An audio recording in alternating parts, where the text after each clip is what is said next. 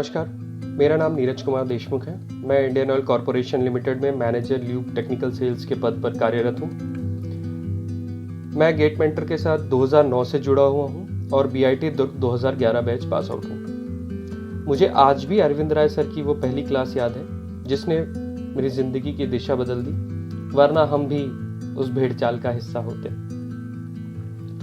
Gate aspirant से मेरा ये बोलना है कि किसी भी एग्जाम में दो तरीके के लोग होते हैं। एक वो जो कुछ करने के माहौल में होते हैं और दूसरे वो जो केवल भीड़ का हिस्सा होते हैं। आपको इस भीड़ से दूर रहना है।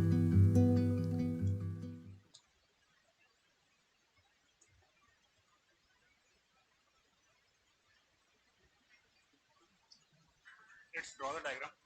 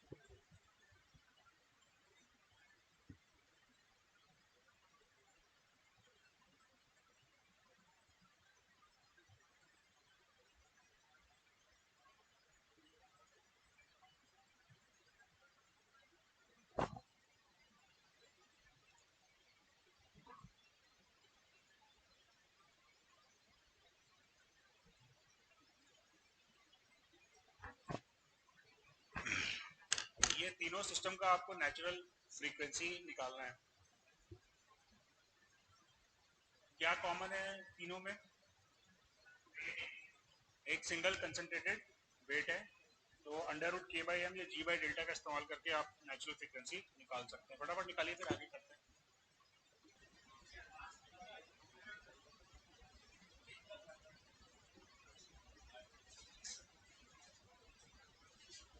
चलिए, कितने क्वेश्चन बने? कौन सा वाला? दूसरा वाला। चलो,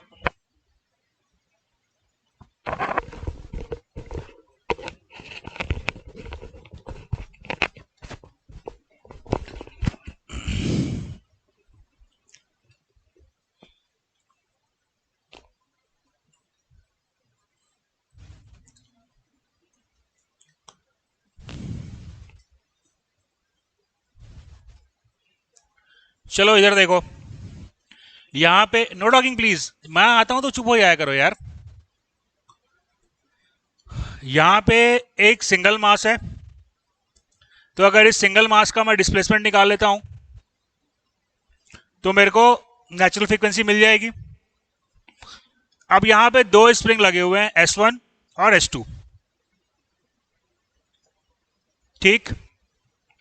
अब एक काम करो, मान लो कि S2 स्प्रिंग नहीं है, ये एक रिजिड बार है, इसमें कोई डिफॉर्मेशन नहीं होगा, सिर्फ S1 में डिफॉर्मेशन होगा। तो S1 में डिफॉर्मेशन के कारण मेरा वेट M कितना नीचे आएगा? अगर S1 स्प्रिंग में डेल्टा डिफॉर्मेशन होता है तो मेरा मास कितना नीचे आएगा? ΔI के बराबर आएगा। गलत जवाब बेटा। अगर ये सेंटर दिख रहा है कि नहीं, अगर ये सेंटर डेल्टा नीचे आ रहा है तो मेरे भाई ये जो स्ट्रिंग है, ये जो बेल्ट है, वो इस साइड से डेल्टा रिलीज होगी और इस साइड से डेल्टा रिलीज होगी। अगर आप इसको डेल्टा नीचे लेके आ रहे हो तो मास मेरा अल्टीमेटली क्या होगा?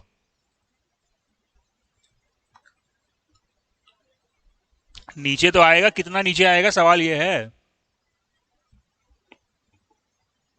अरे यार, ये सेंटर को आप डेल्टा नीचे ले आ रहे हो तो मास कितना नीचे आएगा? अरे यार डेल्टा, अगर तेरा ये सेंटर डेल्टा नीचे आ रहा है तो इस साइड से तेरा वायर डेल्टा रिलीज हुआ ना, और दूसरे साइड से भी डेल्टा रिलीज हुआ। अगर ये सेंटर आपका डेल्टा नीचे आ रहा है तो जो आपका मास है, मान लो ये डेल्टा वन नीचे आया तो आपका मास जो है वो 2 डेल्टा वन नीचे आया, राइट। अब मान लो कि S1 जो है वो रिजिड बार है और S2 जो है वो स्प्रिंग है। अब S2 स्प्रिंग जो है, मान लो ये डेल्टा टू ऊपर गया, अगर ये डेल्टा टू ऊपर गया तो मास पे क्या असर पड़ेगा उसका? करेक्ट, 2 डेल्टा टू नीचे आएगा, 2 डेल्टा टू नीचे आएगा, राइट। तो डिस्प्लेसमेंट ऑफ मास मेरे को मिल गया 2 times delta one plus delta to, right. Now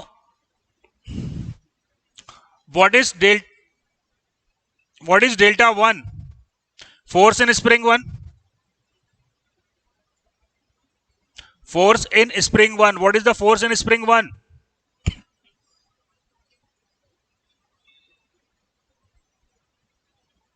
mg नहीं मेरे भाई, 2 mg आएगा फोर्स। ये आया mg इस साइड में और ये भी mg। देखो ये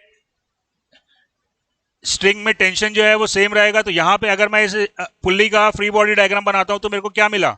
इधर मिला mg यानी कि t, और यहां पे मिला मेरे को t, और ये स्प्रिंग में फोर्स आया F1, तो स्प्रिंग फोर्स कितना हो गया? 2 mg। तो डेल्टा वन मेरे को मिला 2 mg by S1, delta two कितना मिला?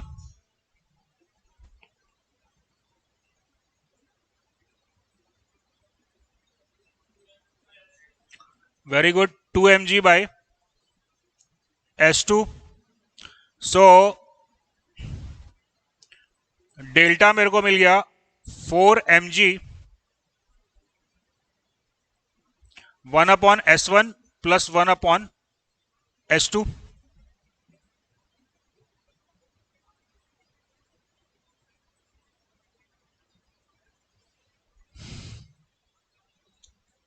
Is it clear? तो डेल्टा हमको मिला 4 mg S1 plus S2 divided bye S1 S2।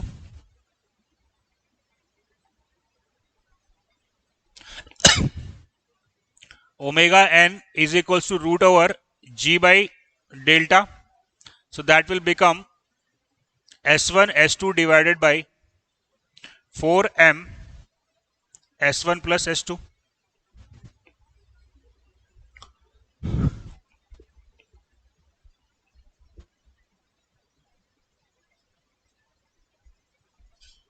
आई बात समझ में?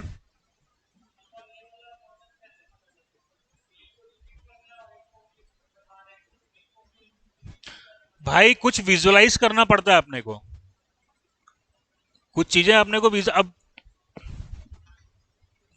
कुछ चीजें जो हो रही है प्रैक्टिकली देख के मेरे को फिगर देख के विजुअलाइज करना पड़ेगा, उसका कोई कॉन्सेप्ट नहीं है, वो आपको खुद से विजुअलाइज करना पड़ेगा। अभी दूसरा क्वेश्चन देखते हैं, प्रैक्टिस करोगे तो क्लियर होगा। चलो अब यहां पे देखते हैं, यहां फिर से विजुअलाइज करना पड़ेगा।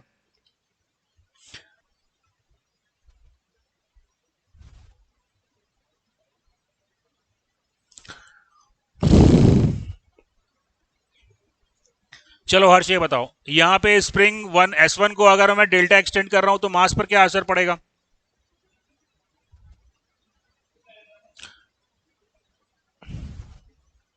स्प्रिंग वन S1 जहां पे लिखा हुआ है उसको मैं डेल्टा खींच रहा हूं तो मास 2 डेल्टा हो जाएगा। मास कितना डिफ्लेक्ट होगा? कैसे मालूम चला कि डेल्टा होगा? यार फिगर देख के समझ में आना चाहिए यार। अगर मैं इस स्प्रिंग को डेल्टा एक्सटेंड कर रहा हूं तो मास में डिस्प्लेसमेंट कितना हुआ? कितना डिस्प्लेसमेंट हुआ, डेल्टा हुआ, सीधी सी बात है, इसके लिए कोई रॉकेट साइंस की जरूरत नहीं है, फिगर को देखना है बस। अरे क्या इसमें दिक्कत है मेरे भाई, इसको अगर आप डेल्टा एक्सटेंड कर रहे हो ये वाले स्प्रिंग को S1 को, तो मास कितना नीचे आएगा, डेल्टा आएगा। इसको समझने के लिए कोई रॉकेट साइंस का जरूरत है क्या, नहीं है ना। तो स्प्रिंग का displacement mass, displacement of mass equal to delta one, यानी कि स्प्रिंग वन का डिस्प्लेसमेंट। और मान लो ये स्प्रिंग टू जो है, ये स्प्रिंग टू जो है, इसमें डेल्टा टू का डिस्प्लेसमेंट हो रहा है। अभी ध्यान से सोच के बताना, अगर इसमें डेल्टा टू का डिस्प्लेसमेंट हो रहा है तो मास का डिस्प्लेसमेंट कितना होगा। मेरे भाई देख, थोड़ा सा कॉमन सेंस अप्लाई करना पड़ेगा। अगर मैं चाहता हूं कि मेरा मास डेल्टा नीचे आए, तो उसके लिए क्या होगा, ये साइड को भी डेल्टा एक्सटेंड होना पड़ेगा और ये साइड को भी डेल्टा एक्सटेंड होना पड़ेगा, तब जाके मेरा मास डेल्टा नीचे आएगा। अभी मैं सिर्फ एक साइड को डेल्टा डिस्प्लेस कर रहा हूं, डेल्टा टू डिस्प्लेस कर रहा हूं, तो मास कितना नीचे आएगा। सिंपल तो है यार, डेल्टा बाई टू। अगर ये देखो, इधर देखो, इधर से भी अगर डेल्टा एक्सटेंड होता, इधर से भी डेल्टा एक्सटेंड होता, तो मेरा मास जो है, सेंटर जो है वो डेल्टा नीचे आता, तो मेरा मास डेल्टा नीचे आता। अभी क्या हुआ, सिर्फ इस साइड से डेल्टा डिस्प्लेस हुआ है, यानी कि सेंटर जो नीचे आएगा वो डेल्टा बाई टू आएगा। Is it clear. तो डिस्प्लेसमेंट ऑफ मास क्या हो गया, delta one plus delta two by two, right. चलिए, now what is the value of delta one. हाँ, डेल्टा वन मेरे को मिल गया mg by S1। What is the value of delta two, क्या करते हो यार। डेल्टा टू होगा mg by two S2। Clear है, फ्री बॉडी डायग्राम बनाओ। यहां पे आ रहा है mg और इधर पे आ रहा है टेंशन, इधर आ रहा है टेंशन, तो टेंशन कितना हो गया, 2t इक्वल टू mg। तो टेंशन जो आ रहा है स्प्रिंग में वो कितना हुआ, mg बाई टू। तो डिस्प्लेसमेंट क्या हुआ, mg बाई टू S2। तो टोटल डिस्प्लेसमेंट जो मेरे को मिल गया, that is mg bye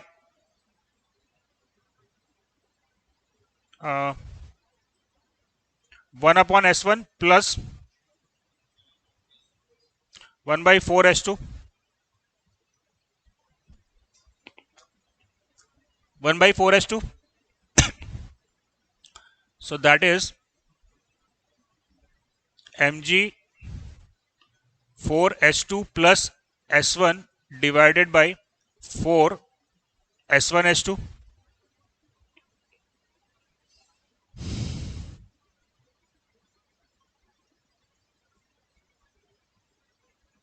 right.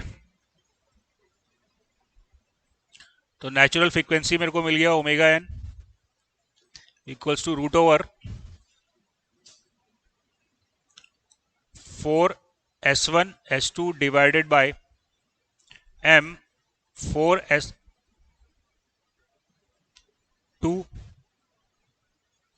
Plus S1।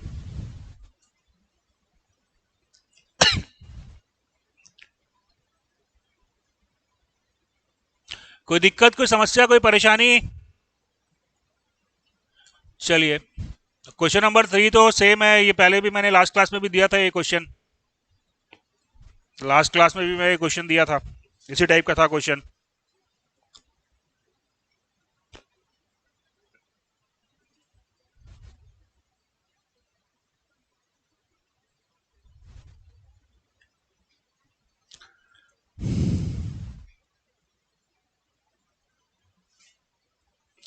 चलो, स्प्रिंग में अगर डेल्टा डिस्प्लेसमेंट हो रहा है,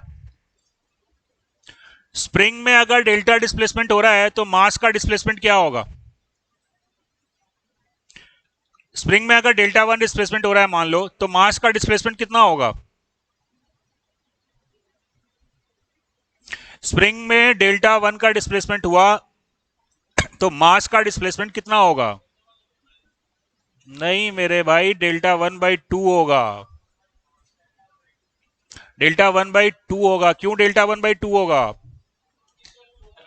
दोनों तरफ से नहीं रे भाई, ये जो बीम है ए बी, ये कैसे डिफ्लेक्ट होगी?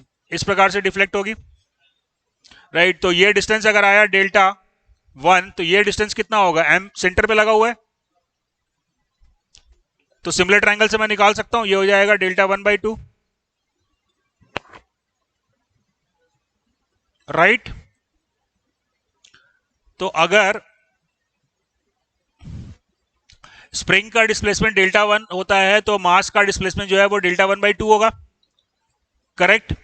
अब स्प्रिंग का डिस्प्लेसमेंट कितना होगा? Delta 1 force divided bye S1 या K, force divided by the stiffness K। Is it clear? कोई दिक्कत, कोई समस्या, कोई परेशानी? Now what is the value of F? कैसे निकालूंगा? एनर्जी बैलेंस करा के mgh equal to half of kx square निकल जाना चाहिए। निकालो, क्या आंसर आ रहा है? निकाल के देख लेते हैं। नहीं आ रहा है, गलत आ रहा है, फिर चेक करना पड़ेगा, गलत है। डेल्टा 1 मेरे को जो मिल रहा है वो F/K मिल रहा है, right. What is the value of F?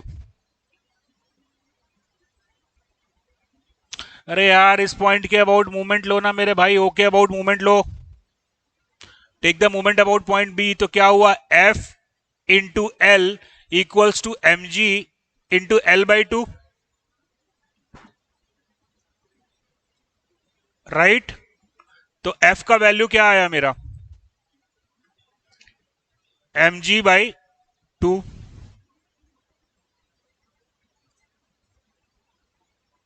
Is it clear? F मेरे को मिल गया, तो मेरे को डिस्प्लेसमेंट मालूम चल गया, डेल्टा 1 आ गया mg/2k,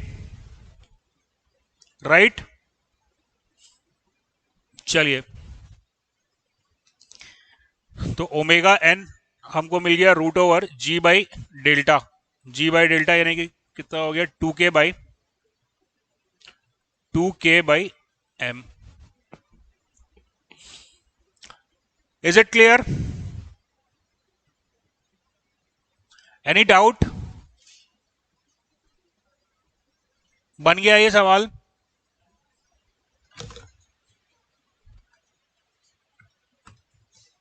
दोस्तों, अभी क्वेश्चन नंबर 3 जो था, उसी क्वेश्चन को मैं फिर से सॉल्व करता हूं, लेकिन थोड़ा सा चेंज कर रहा हूं इस बार मैं।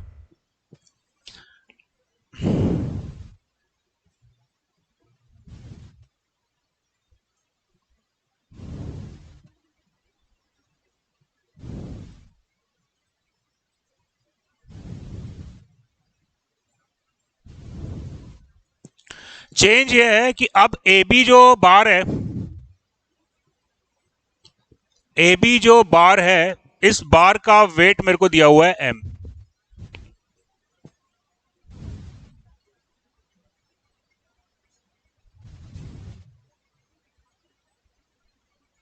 राइट।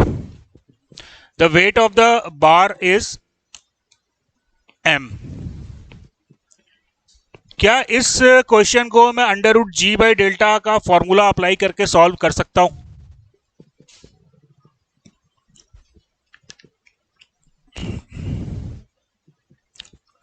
क्या इस क्वेश्चन को मैं √g/डेल्टा वाला फॉर्मूला यूज करके सॉल्व कर सकता हूं? हाँ या ना? नहीं। क्यों नहीं? क्योंकि यहां पे सिंगल कंसंट्रेटेड मास नहीं है, यहां पे m मास जो है वो इस पूरे बार में डिस्ट्रीब्यूटेड है, करेक्ट है। तो यदि एक से ज्यादा मास होते हैं या कंसंट्रेटेड मास की जगह डिस्ट्रीब्यूटेड मास होता है, तो वहां पे क्वेश्चन को सॉल्व करने के लिए मेरे को इक्विलिब्रियम मेथड या एनर्जी मेथड में से किसी एक मेथड का इस्तेमाल करना है। बेसिक ऑब्जेक्टिव यह है कि मेरे को एक इक्वेशन फॉर्म करनी है, किस फॉर्म में? d² x/dt² plus ω/n² x equal to 0। ये मैंने लीनियर डिस्प्लेसमेंट के टर्म में रिलेशन को निकाला है। या आप चाहो तो d² θ/dt² plus omega n square into theta के फॉर्म में इक्वेशन को कन्वर्ट करो। ये दो में से किसी एक फॉर्म में मेरे को कन्वर्ट करना पड़ेगा इक्वेशन को, और फिर मैं इस इक्वेशन से कंपेयर करके ओमेगा एन स्क्वायर की वैल्यू को फाइंड आउट कर पाऊंगा। इसके लिए नॉर्मली हम दो मेथड का इस्तेमाल करते हैं, one is the equilibrium method and second is the energy method. I will start with the equilibrium method. अब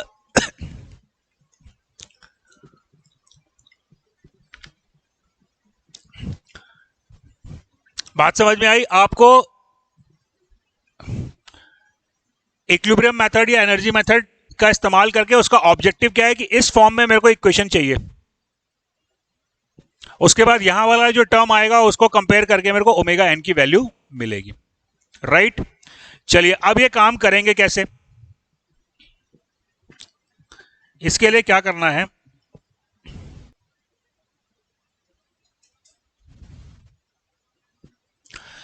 इसके लिए क्या करना है, सबसे पहले तो ध्यान से सुनिएगा, मुझे ये जो स्प्रिंग है इस स्प्रिंग में x डिफ्लेक्शन चाहिए। ये मैं स्प्रिंग को x अमाउंट डिफ्लेक्ट कर दिया,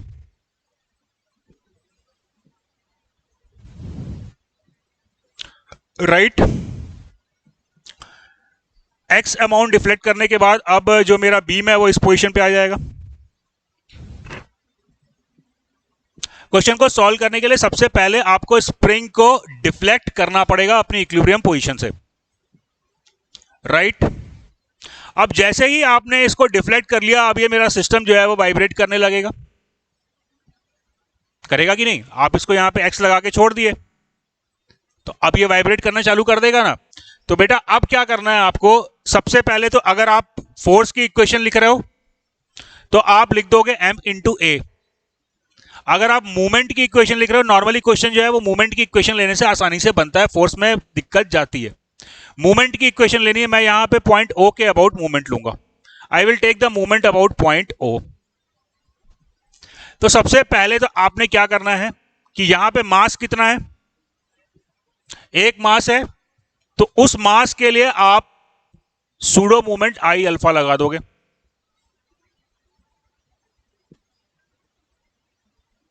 अगर मूवमेंट की इक्वेशन लिख रहे हो तो आई अल्फा लगाओगे, और अगर फोर्स की इक्वेशन लिख रहे हो तो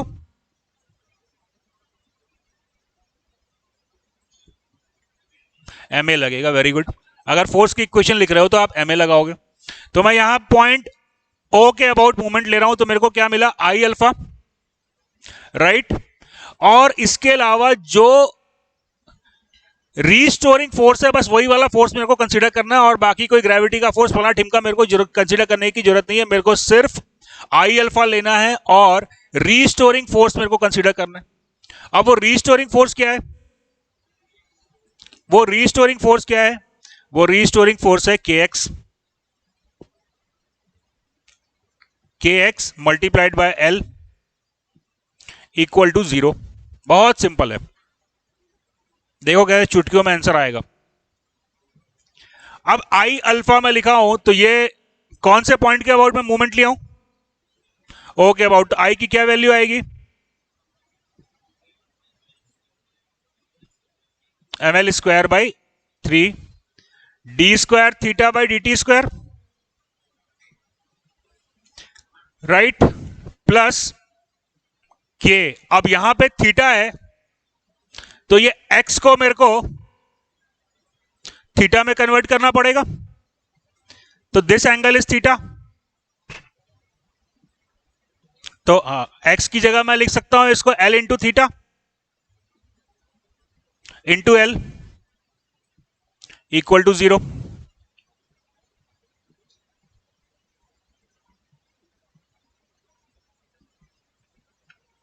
एम आई क्लियर? तो अब आपका equation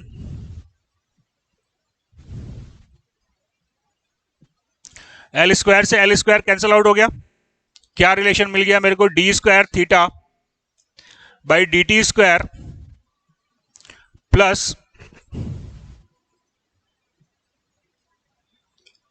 3k by m into theta equal to 0। Did you got the natural frequency? मिल गई नेचुरल फ्रीक्वेंसी? कितनी मिली? Omega n equal to √3k/m. Is it clear? चलिए एक क्वेश्चन और सॉल्व कर लेता हूं मैं आपके लिए, then you have to solve.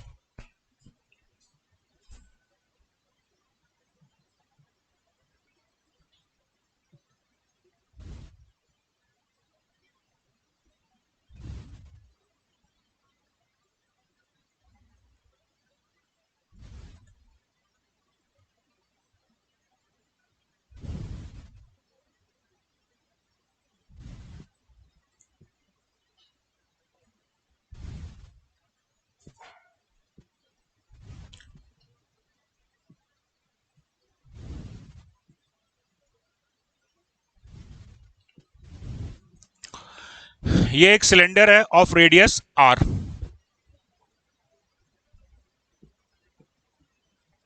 Right. अब अगेन मेरे को निकालनी है, सिलेंडर है ऑफ रेडियस r. अगेन मेरे को निकालना है इसका नेचुरल फ्रीक्वेंसी. क्या करूंगा? Very good, very good, very good. कौन से पॉइंट के अबाउट लियो, लेकिन वो भी तो बताओ. हाँ, A K about Leo. Very good, very good. A K about आप मोमेंट ले लो. वेरी गुड बेटा. ए के अबाउट मोमेंट ले लो, मोमेंट अबाउट पॉइंट ए. तो मोमेंट ए के अबाउट ले रहा हूं, तो आई ए इंटू अल्फा, ये तो आ गया. करेक्ट है. अब मेरे को क्या करना है, ये जो स्प्रिंग है इसमें एक्स का डिस्प्लेसमेंट लेके आना है. ठीक है, तो प्लस क्या हुआ, K X into R. R is the radius. बात समझ में आ रही है? रिलेशन समझ में आ रहा है? Equals to 0. Right. What is the value of M A? 1/2 mr² about point O. मेरे को ए के अबाउट चाहिए, तो क्या करूंगा? Plus mr². भाई 2 कहां से आया? mr². हाँ, mr² into d² θ/dt². Right बच्चों. प्लस के एक्स, एक्स की जगह पे क्या आ जाएगा?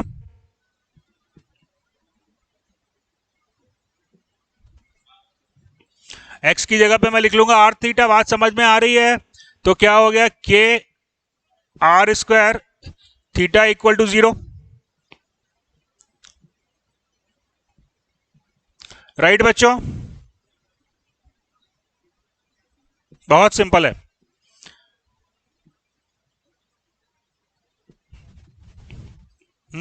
क्या हो गया कुणाल? क्या बोल रहा हो? सिलेंडर का moment of inertia about its centre क्या होता है? मैं अभी किसके अबाउट मोमेंट ले रहा हूं, तो मेरे को मोमेंट ऑफ इनर्शिया किसके अबाउट निकालना पड़ेगा? ए के अबाउट. तो मेरे को ओ के अबाउट मालूम था 1/2 mr². इन दोनों के बीच का डिस्टेंस r, तो उसमें ऐड किया प्लस mr². क्लियर हुआ?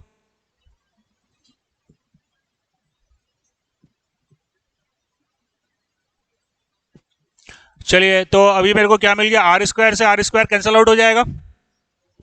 राइट. तो अपने पास में अभी क्या बच गया, 3/2 m d² θ/dt² plus k theta equal to 0. So that is d² θ/dt² plus 2k/3m into theta equal to 0. तो what is omega n?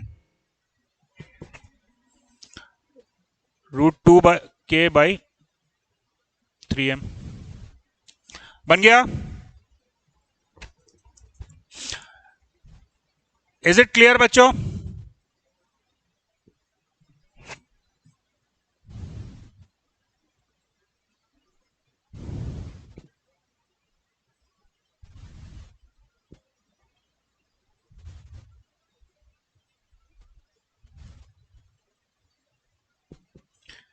Question number 1 में आर रेडियस का एक सिलेंडर है. आर रेडियस का एक सिलेंडर है, draw कर लिया.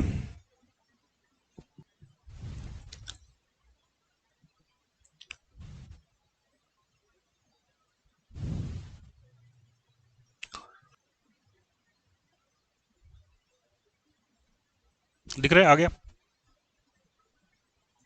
सेम क्वेश्चन है दोनों, बस इसमें 2 स्प्रिंग लगा दिए। बन गया? नोट कर लिया क्वेश्चन नंबर 2?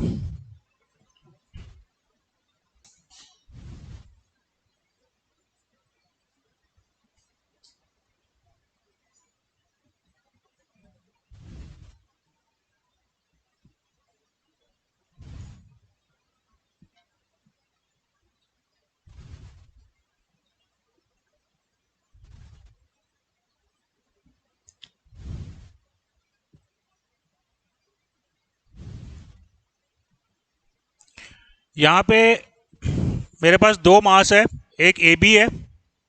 ए बी का मास, ए बी का जो है वो डिस्ट्रीब्यूटेड मास है, वो एम है बार का। बार ए बी का मास एम है, और यहाँ पे एंड पे एक मास एम और कंसंट्रेटेड मास हमने ऐड किया हुआ है। हमको moment of inertia, sorry, natural frequency जो है वो कैलकुलेट करनी है। So let's try to solve these 3 problems.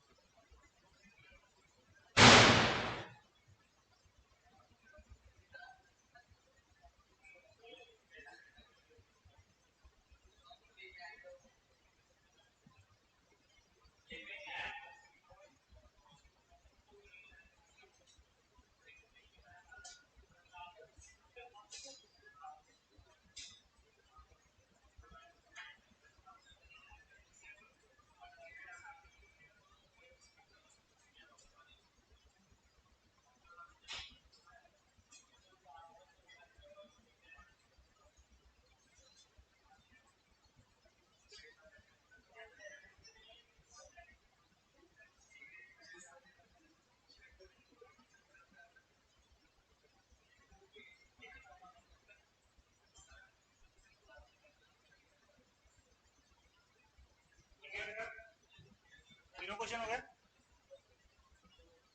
दो? कौन कौन से दो? हाँ, इस तीसरे में क्या दिक्कत है? चलो, एक एक लाइन के क्वेश्चन है दोनों।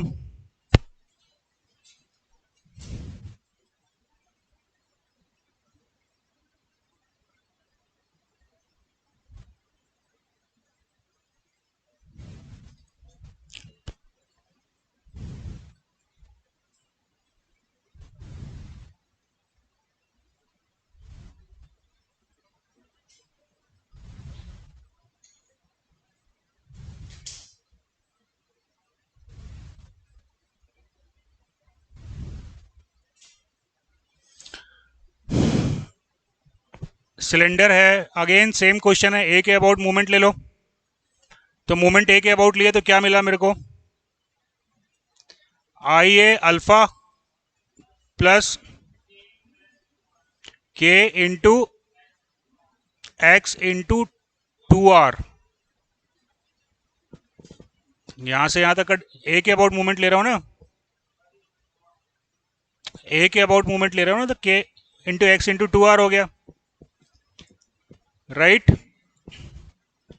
सो दैट इज आई ए हो गया 3/2 mr² into d² theta by dt square plus k. X की जगह क्या लिख सकता हूं? 2r, sorry 4। एक्स की जगह पे क्या आएगा? ये एक्स है तो ये क्या होगा? 2r into theta.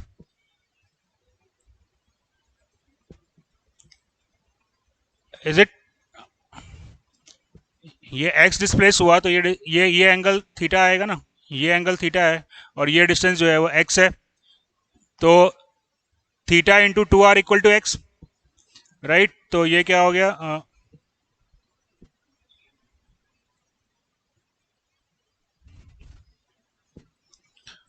k into 4r² theta equal to 0।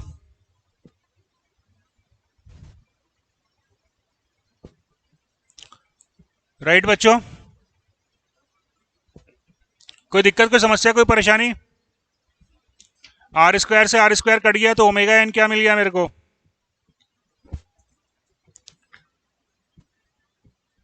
8k by, हाँ 8k बाई 3m तो आएगा ना, 8k by root over 8k by 3m।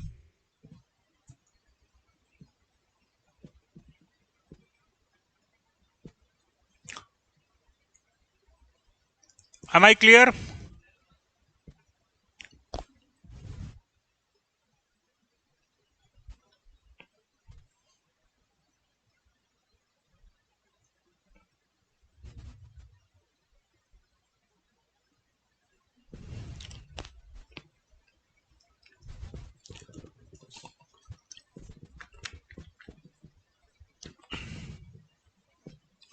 फटाफट बोलो क्या आएगी equation?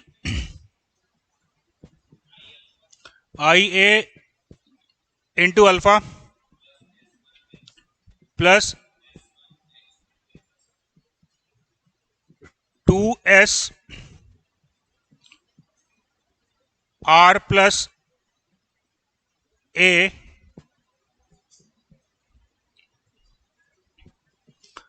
Into X equal to 0। दो स्प्रिंग है ना भाई, एक स्प्रिंग का मोमेंट क्या आया, s into R plus A into X, दूसरे स्प्रिंग का भी वही आएगा, s into R plus A into X, तो हो गया 2s r plus A into X. Is that clear? What is x? x is equal to r plus A into theta. M I correct? तो मेरे को मिला 3/2 mr² d² theta by dt² plus 2s r plus A whole square into theta equal to 0।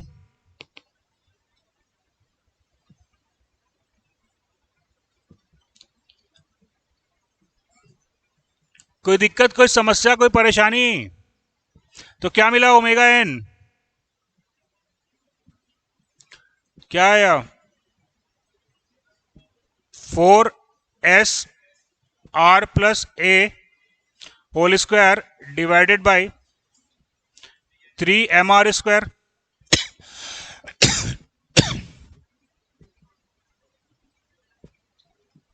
बन गया? बहुत simple है बाबू, थोड़ा practice करोगे, जितने क्वेश्चन सॉल्व करोगे उतना जल्दी जल्दी बनता जाएगा। यहां पे क्वेश्चन नंबर 3 क्या इक्वेशन आएगी? आई कहां पे लोगे, किसके अबाउट? आई बी अल्फा, गलत गलत गलत गलत। ये एम का क्या हुआ मेरे भाई? सबसे पहले जो मास है, मूवमेंट ले रहे हो तो सबसे पहले जो मास है उसके लिए आई अल्फा कैलकुलेट करो, राइट? उसके बाद उसमें रीस्टोरिंग फोर्स का मूवमेंट ले जाके ऐड कर दो, इतना ही काम करना है। तो यहां पे दो मास है, पहले ये ए बी का movement of inertia about point B, I B into alpha, plus ये जो मास है एम, इसका बी के अबाउट मूवमेंट ऑफ इनर्शिया क्या होगा? M L square. ये एम का इस बी के अबाउट मूवमेंट ऑफ इनर्शिया क्या हुआ?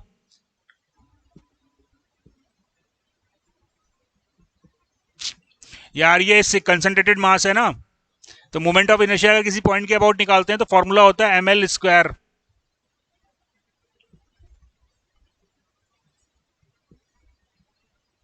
अगर एक कंसंट्रेटेड मास का मोमेंट ऑफ इनर्शिया किसी पॉइंट के अबाउट निकालना है तो होता है मास मल्टीप्लाइड बाय जिस पॉइंट के अबाउट निकाल रहे हो उस पॉइंट से उस मास का डिस्टेंस का होल स्क्वायर, राइट? तो ये मेरे को मिला M L square, right? Plus spring में डिस्प्लेसमेंट आया x, तो that is K X into L/2 equal to 0।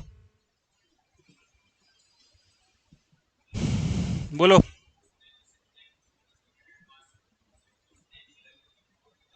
mg आएगा ही नहीं भाई मेरे। रीस्टोरिंग फोर्स अभी जाने से पहले बता के किया था। रीस्टोरिंग फोर्स और इनर्शिया फोर्स, बस दो फोर्सेस मेरे को कंसीडर करने हैं। इनर्शिया फोर्स और वो फोर्स जो इक्विलिब्रियम के डिस्टर्ब होने की वजह से लग रहा है। आई बात समझ में? क्या करना पड़ता है, पहले इस बार को मेरे को एक्स डिस्प्लेसमेंट देना पड़ेगा। तो एक्स डिस्प्लेसमेंट देने के कारण फोर्स क्या आएगा, के एक्स आएगा। mg तो पहले भी था, अभी भी है। mg ना तो इनर्शिया फोर्स है यहां पे, और ना ही वो यहां पे रीस्टोरिंग फोर्स है। सिर्फ दो फोर्सेस आपको कंसीडर करने हैं, इनर्शिया फोर्स और रीस्टोरिंग फोर्स। इसके अलावा और किसी फोर्स को देखने की जरूरत नहीं है, राइट। चलिए, m सिंगल मास m जो है, इसका मोमेंट ऑफ इनर्शिया है अबाउट पॉइंट बी। अरे फॉर्मूला होता है मेरे भाई, किसी मास का अगर तेरे को मोमेंट ऑफ इनर्शिया निकालना है, जैसे ये एक मास है, सपोज ये एक मास है m, इसका मेरे को ये पॉइंट के about, point A K about moment of inertia निकालना है। तो मैं क्या करूंगा, m से लेके a तक की दूरी नापूंगा। सपोज ये a आया, तो ये मास का moment of inertia about point A हो जाएगा m इंटू ए स्क्वायर, राइट।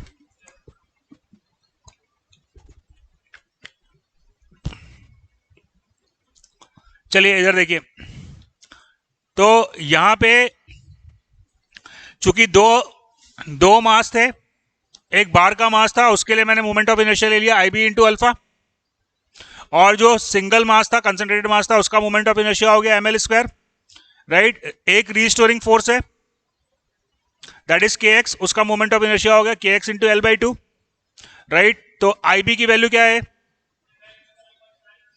ml²/12 नहीं मेरे भाई, ml²/3। किस पॉइंट के अबाउट ले रहे हो मोमेंट,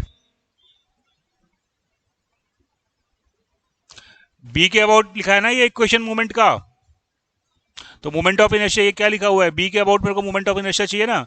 ml²/12 होता है उसके सेंटर के अबाउट, लेकिन मैं मोमेंट तो पॉइंट बी के अबाउट ले रहा हूं। तो बी के अबाउट मोमेंट ऑफ इनर्शिया क्या होगा, ml²/12 plus m L/2 whole square, तो दैट इज ml²/3। तो ml²/3 plus ml² into d² θ/dt² plus x की वैल्यू क्या होगी, L थीटा नहीं है बच्चे, L/2 इंटू थीटा है, तो क्या हो गया k into L²/4 theta equal to 0, right बच्चों।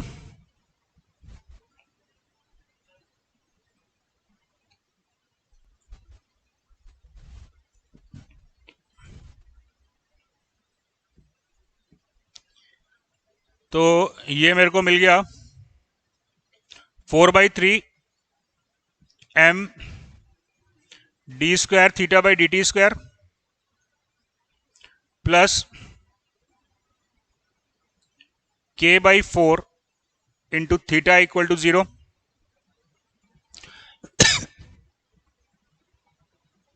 Right. So what is the value of omega n, जल्दी बोलो यार। 3k/16m root over,